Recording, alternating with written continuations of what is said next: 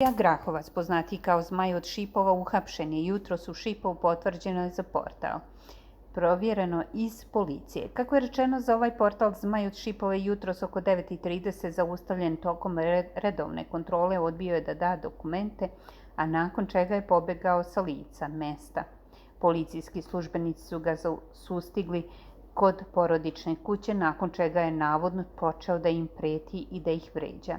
Grahovac je potom uhapšen, o svemu je obavešten dežurni tužilac.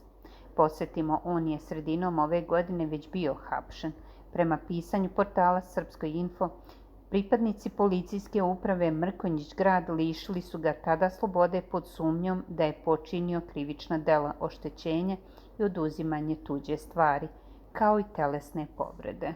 Policijskoj stanici Mrkonjić Grad oštećeno lice juče je prijavilo da ga je u mestu Štrbina kod Mrkonjić Grada IG iz Šipova napao prvo verbalno, zatim i fizički, nanevši mu tom prilikom povrede.